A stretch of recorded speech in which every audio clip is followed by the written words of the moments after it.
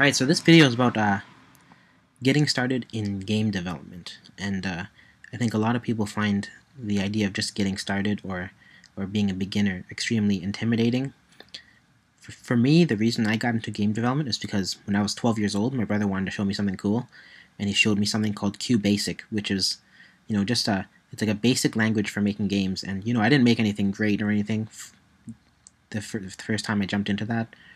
I read a lot of tutorials about tiles and using two-dimensional arrays or the matrix to create these tiled games like old school RPGs.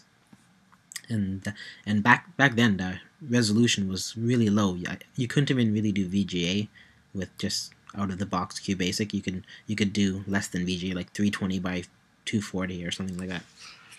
But that was basically the beginning, and I think that telling people to start in C++ or do something like that, maybe that's even for people who just don't want to be programmers. Maybe they just want to be game designers, And I think that it's a kind of if you're telling people to go down that path and they have a hard time, they just give up, then it's not good for them. So I think that if you want to consider something that's really simple to start with, you can try GL Basic. And GL Basic is just like an updated version of Basic, which works with OpenGL and has all these libraries to do all this cool stuff that can be as complex as you want. I mean, starting off, if you just went to the GL Basic website and just went to their online manual, it has every single function laid out and explains how to do it. If you're just starting out and you just want to start making games right away, then I have a framework which might be useful to you. For example, this is my Ludum Dare framework, and I'm doing this for a 48-hour game development competition coming up this weekend. Actually, tomorrow it starts. Tomorrow at 5 p.m. So with this Ludum Dare framework, I just updated it from a year ago. Whereas a year ago I started using GL Basic. I paid the $80 fee.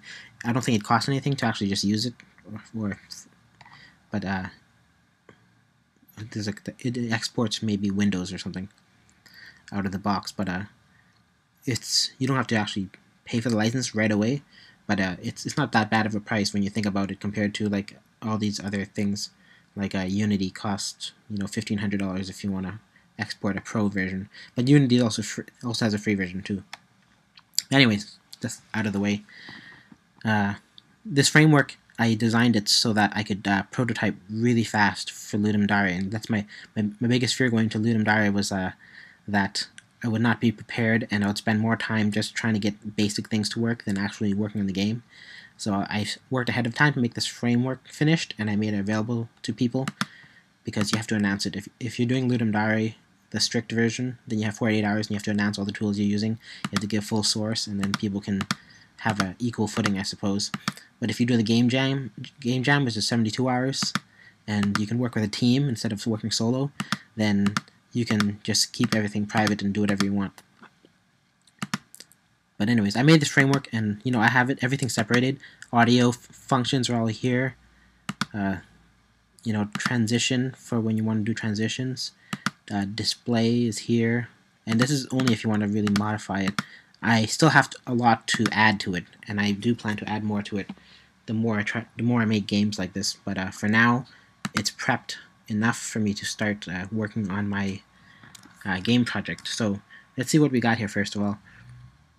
So all this stuff just sets up the my framework, and up here is the main loop, which you don't touch. You don't actually touch this main loop, because what this main loop does, it just keeps going in circles, and it keeps the game running. And the way this framework is designed is it's event driven. So you basically tell the engine to do certain things, and then it will self-automate, and then you can modify it along the way using over here, which is under this game architecture. I call it my director. And basically, what you do is you use states. For example, if self.state is equal to boot, so when the initial state is boot, then do this. And then it also has self-direct main menu. So as soon as it's in the boot state, it's going to direct itself to turn into the main menu, but it's also going to continue these lines too. It's going to load the background music. It's going to make make a floor, which is it has to do with physics. This engine makes the physics, the ground for physics. And then in main menu, it starts with self-direct to wait. And basically what that does is says, now that you're in menu, just tell the engine to wait while it's doing the rest of the stuff. So first thing it does is it sets the background color to gray, in this case, 88, 80. These are RGB values, so red, green, and blue. 88 red, 88 green, and 88 blue. Or you can go from 0 to 256, 0 to 255 for each of these values. So that's varying levels of red. So 0 would be black, and then 255, if all these were 255, it would be white, or if this was 255, it would be the brightest red, this would be the brightest green, and this would be the brightest blue. So that's set background. And then if you want to load an image, you just use this one line, and what it does is put it in display group 2. So how this framework is set up is it has 7 display groups. The first is a skybox, which is what you would use to render the sky in the background. And then the next one is called background, which has to do with, like, let's say you're a character on this road and you want to draw buildings in the background, you would put them in background. Playground is where all the physics occurs. So this is where you would put your main character or your ball or whatever your item is that has physics on it. And physics only applies to the playground right now. And then foreground is stuff you want to put in front of the character that's just really there for effect. Like maybe he walks by a tree and the tree is in front of him, so you want the tree in the foreground. And then effects is where these are special effects. Like if something explodes and there's this particle wave, then you would put it in effects. And then UI, this is the buttons for the game, and health indicators and all these other things. Then overlay is just anything else you want to put in the end. And I haven't really thought of anything for overlay yet, but a good idea might be just to, if you want to color the whole game, a slight tint, then you could do that in overlay. Or if you want to put an icy look over the whole screen, then you would make this kind of icy graphic around the edges. That's pretty much it. Overlay is really just an emergency area. You can add more display groups if you want by initializing it here. So this is where the game is initialized. Right, this is the title of the window. True is whether or not to make it windowed. And then the quality level is 0 to 4.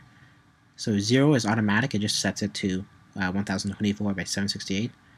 But then there's 1, 2, 3, and 4. And 1 is 320 by 240. 2 is half of 1024, I think, or 480 by 320. And then 3 is 1024 by 768, and then 4 is, I think, maximum resolution. And then layers here is where you set the layer. So right now I have 7, and that's by default. You should always make it 7 or higher. And then whether or not to use it. And then this is the FPS limit. Actually, I think I took that out. But anyways, then there's use physics, which is whether or not to use physics. And you should always make it true, because that's just the way the engine requires it. So, going back to here, so what we're doing here is we're setting, so you can delete all of this and just make one line there. And if you made one line, just display set background 88, 88, 88, then it would make a background gray. And this is just this is just a function in one of my in my framework. But if you actually went to the actual code for setting the background over here, all it does is just one line as well, But the idea is that dim data self BG is so hard to kind of just like put into context. So with my framework, it just simplifies things. That's all. It's an extra step, but it works in making things easier. So we know what display groups are now because we have 7 of them. So first I'm calling the display, and to tell the display group number 2 to create an image called UI /title, and then this is the x, and this is the x position. This is the width of it, and this is the position in the screen. And the way this screen works is everything in this engine is at 1024 by 768, but the 0 point is in the absolute center. So the absolute left of the screen would be negative 512, whereas the absolute top would be negative 384, and then the bottom would be 384, and the right would be 512, and then the middle point would be 0. And this just tells how to center the image. It's either you either align it left, align it right, or align it in the center, and then it's always aligned in the middle of the image. And the meaning of UI title here, when you want to create an image, is under here. This is what you get when you unzip my framework, and the link is in the bottom. But when you go into this .app, and what .app is a folder. On a Mac, you can't see it as a folder, you just see it as an app file. But on a Windows PC, you would see it as a folder. And in that folder, you have this, and this represents your game package, basically. And inside of it, I have UI, so you can see I'm going to the path UI, and I'm getting the image title right here. But there's also 2 different sizes, and this depends on your quality settings. For example, by default, basically it always uses title 2x, so this is the normal size, and this is the double size, and this is half the size. And the reason it does this, for mobile platforms, there's all these different sizes, and this is basically a habit of, this is what everyone does. So you have all these sprites, like for example, and these are just example sprites to help explain this tutorial and help people get off the route if they want to use my framework. So you can see these fonts here, and these are just loading images. You can change these, and it would change the way that if you change these loading images, it would change the loading image when you start the game. Let's just start the game. So I'm compiling and running it. So you can see it down here, it's compiling the game, and then it's going to run it. So here it is running, it's loading, and you can see right now it's slow because I'm recording, but as you can see, the character just started bouncing and he bounced off screen. So let's see what everything does here. Okay, first of all, over here we have audio.playbgm, and what that goes to the media folder and gets bgm.wave, which is an audio file over here under media, bgm.wave. So you can see that it plays once, and it plays once because we set the loop to false. But if you set this to true, it would keep repeating that song. But because it's such a short clip, I don't want to do that because it has a distortion whenever it loops. So it would really be only appropriate to do that for a song that fades in and fades out near the end or the beginning. And then, so that's what that line does. It makes that music and it plays it once, and it does it when it first boots. And then under physics.makeFloor, see this green box here? That's made of physics floor, meaning things will bounce off that. So under here, so right now it's set to show because of a setting in physics, which sets it to show the physics. Usually it's supposed to be invisible, but I have a setting on so that I can see what my bodies are doing, my physics bodies are doing. So as you can see, the background is gray. That's because we have its set background 88, 88, 88. And then over here we have create image, UI title, and what that's doing is creating this black kind of background box here, and that's the position it's creating at. And over here we have text, and it says create text hello world, and you can see it's showing up here, hello world, and it's all depending on the position we have here. Now tweens over here is a transition. So basically when I say transition.towards and I get the title of the object I create, and I tell it to move to this location in this amount of time, and then whether to delete it after it's finished. So this can auto-delete that image and auto-delete that text when it's done transitioning, and you might want to do that in some cases. There's also transition.fade, which fades out everything, but it doesn't fade out fonts right now. But it will fade out this image, so this stuff can be very useful. You're doing a nice, just short effects, kind of like saying, oh, welcome to this guy's house, and then it just fades out, and then it destroys itself, so you don't have to manage it anymore. And then that's what these two do. They transition towards. So when this game first started, it actually showed it moving across the screen. For example, let me show you again. You see it's moving across the screen at the top here. No. So that's what the transition.towards does, and it works on any object without physics, because you can't combine the transition to physics, because the physics is always always moving the object, whereas the transition is always trying to move it to a point, so they conflict with each other and they don't actually work. So you have to make sure you either use one or the other. So over here we have timers, and what this does is we're creating a sprite for the timer first, but we're not using it yet. And then system.create timer, what it does is, you can see down here in the console, it actually says new timer, test timer started at 1500, which is 1 second, 1.5 seconds, and it's going to end in 6.5 seconds. So the test timer we created has a timing of 5, and timers are just useful in game development whenever you need to do something. Like if a guy walks in the room and you want to give him 10 seconds to solve the puzzle, then you can create a timer and you can keep checking that timer to see if time's up, or you can set it to game over when it is. So that guy who was originally on the screen and fell down is created over here using display.displayGroup2. So I'm telling displayGroup2 to create a sprite and it's based on the file name ppfinrenning.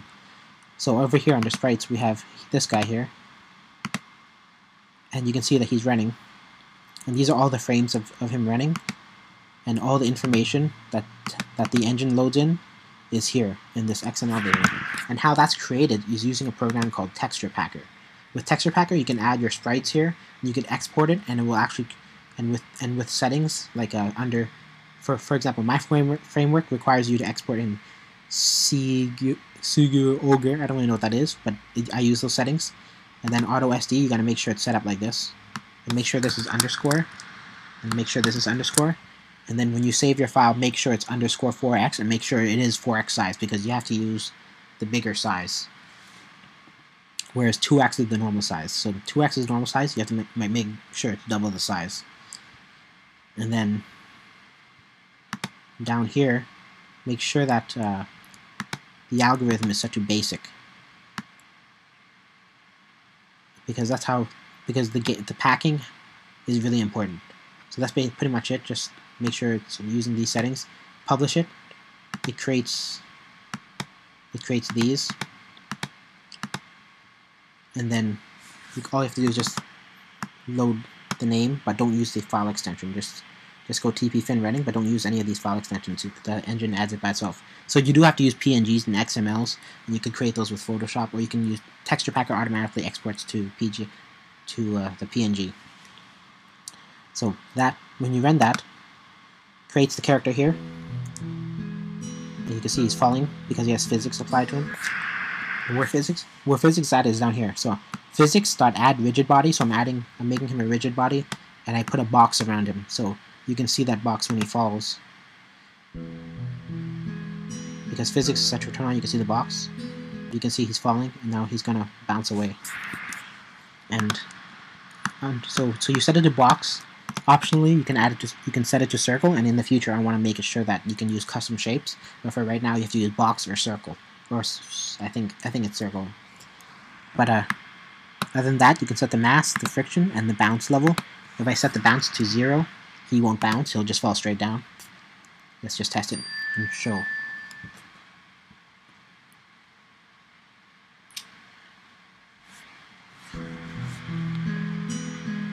So you can see he didn't bounce. He just fell straight down.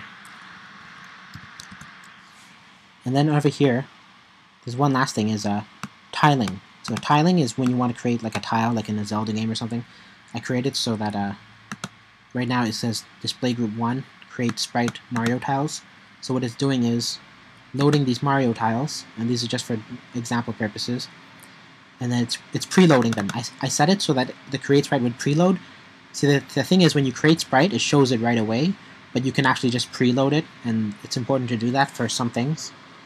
For example, for the timer, I actually preloaded it, but for the character here, I did not preload it. And over here, this is where I set up the map. I load the map, and then when the map is loaded, it's going to display automatically. So you can see when I load it, it's going to load up the map. You can see these tiles, these Mario tiles in the back, are loaded up by just with that map. So how that's created is using a program called Tiled, and that's a free program as well. So all you do is just import the files you make from Texture Packer, set whatever, go to new tile set, and then set it up however so that it works properly like this. You have to make sure you set the right amount of padding, the right size, and then you can just paint with it in Tiled, and then you export, or you just save Tiled. You just save it as mariofiles.tmx, and then you put that file in maps. So you testmap.tmx. It's just the file saved. It's not exported or anything. You just save it, and you just put it here, and then you load it, and then it just shows automatically, and that's how simple it is. So all these things that are yellowed out here, they're just commented out, meaning they're not actually doing anything. I just do this for example, so if you want to look at other examples of things, for example, if I turn off physics, then what I can do is I can use transitions on my main character. So let's say I wanted to, I have a listener here, and what listeners do is they listen to your key input, or they listen to your mouses. In this case, I want it to follow whenever I click. So let's just say I turn this code on now, and I no longer have physics on the character. He's just going to load up, and he's not going to have physics on him, and I'm going to be able to click anywhere, and he should be able to follow. For example, over here, no physics, but when I click here, he's going to follow. So as you can see, the animation is running, and he's following. And most likely, if you make a game, you're going to have to customize the code a bit for him to do different things. For example, if I wanted to change his animation, it's 2 steps. First of all, I have to add animation. So right now, I'm saying in TP fin renning, so this sprite, I want to make a new animation called ren, and the frames that it's going to use is frame 0 to frame 2. So you have to make sure the frames are in order when you make them in Texture Packer as well. So import your frames in the right order. And then over here is the speed that it rens. So I want it to ren at speed 2. And then whether it loops or not, just set it to true. So in this case, he's going to have a new ren, which rens from frame 0 to 2. It's going to loop, and it's going to ren twice as fast as it's originally supposed to. And then over here, you can set the animation. So once you can add a whole bunch of animations and then set whatever animation you want out of those animations. That's how you prepare the sprite. So let's say I created all these animations. I add one for attack, I add one for doing all this stuff, and then whatever animation I want to use at the time, I'll use set animation to do it. So right now, it's just going to add the animation for renning, and then it's going to set it as renning. But the renning is only going to be 3 frames, so it's going to look funny because the character was already renning before. So you can see he's only renning 2 frames now. He looks kind of weird because he's only going from frame 0 to frame 2. So 0, 1, 2. So there's 3 frames here. Him going 0, 1, 2, 0, 1, 2, 0, 1, 2. So that's one way of doing it. Another thing you can do is flip the sprite. So what this does is it flips the sprite depending on one of 4 modes. So if flip sprite is 1, then that means he's facing the normal direction.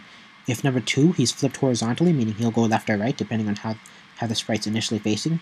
You should probably develop your sprites to initially face one direction consistently, so they should all be facing right or all be facing left, so that way when you flip them, you know which directions they're going to be. 4 is to flip vertically, 6 is to flip vertically and horizontally. So right now I've set it to 6, so you'll see when it comes out, it's going to be flipped. So you can see it's upside down and facing left instead of right side up and facing right. So that's how that works. Over here you can manually set the frame, but you have to turn the animation to false. So let's say I turn the animation to false, so it's not, I don't want it to animate, I just want to use frames. So this is useful if you make a texture packer full of different items that aren't animated together. It's just a sprite atlas of like different kind of buildings. You can just set it so that see, right now it's set to frame number 4, but I don't like that. I like it to animate. So that's basically the use of this framework, and you know, you can see that all that stuff we did is just in here. All these yellow lines are nothing. You can delete them and they won't do anything.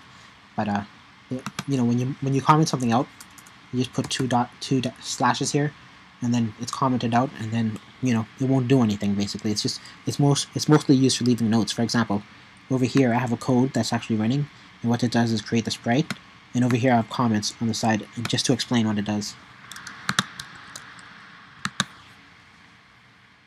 So if you're new to coding and you want to get started in something, you know, GL Basic does not have to be complicated. It's actually where I started when I was 12 years old. So that tells you how easy it is to use GL Basic, or just Basic. I used to use QBasic actually for older computers like a 486. So let's say you create a new project, and let's just say let's make a test project. Create a new project, name the project, test.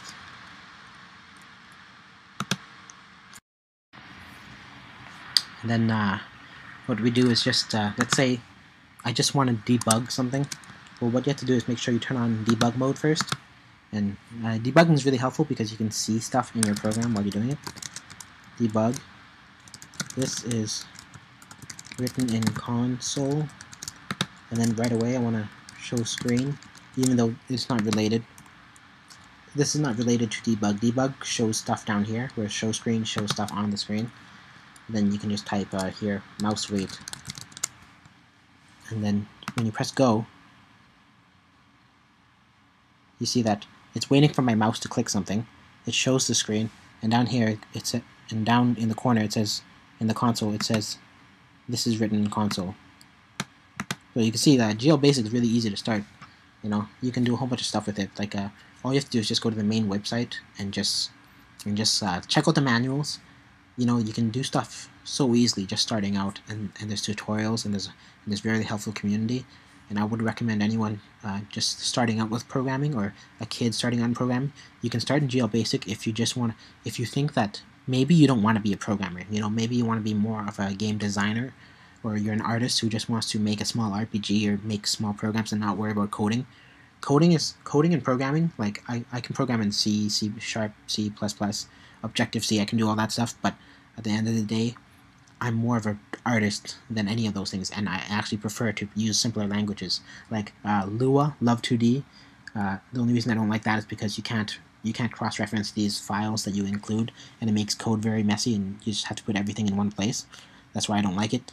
The alternative Lua that I did like a lot is Corona SDK, and part of my event-driven framework is actually based on stuff that I learned while using Corona SDK, and that was just an easy way to develop iPhone or Android apps.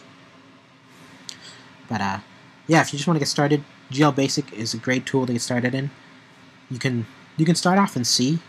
I would recommend C first, and then you can move up to C++ or C#. A lot of people are recommending C# now. And then with C#, you can't just, after you learn the syntax, you're going to spend a long time like learning the syntax. If it's your first language, if you already know an object-oriented programming language, you can read that book you can read any book on any other language in maybe 6 hours, and I'll automatically just like figure it out. It's so easy. Anyways, so with that done, all you have to do is just get started. If you're a designer, just use GL Basic. If you want to actually get into programming and you want to be a good programmer and learn to write your own shaders and write your own engine and optimize the code, that's up to you. But I think that if you're just starting out and people are giving you a hard time about where to start, and you feel it's overwhelming, give a shot to the lesser languages. They're not really that much lesser, but people would consider them simpler to use. So consider it. Lua, Basic. There's Python, and then you just try those out. So yeah, that's it. I have a link down at the bottom if you want to download this framework and get started in GL Basic. You can do that, or if you just want to start on your own, that might be a good idea, because if you're looking at all that code in my project, maybe it will be a bit overwhelming. No idea, but I think it's simpler. There's all these other files here added. They might be overwhelming, but really you're only working in this space here, and you're just changing these states. Maybe you didn't get anything I said, but I suggest you get started. That's the important thing. And you You can start with however you want. You can use my framework. You cannot use my framework, or you can program on your own. I suggest you just give it a shot. If you've always wanted to make games and you're not that good of a programmer, maybe you're more of an artist, or maybe you just want to come up with ideas. And this, if you're a writer and you just want to make visual novels, there's a engine called I think it's called uh, RenPy, RenPy, and that makes visual novels easy. Anyways, that's the end of this video. Don't want to talk too much.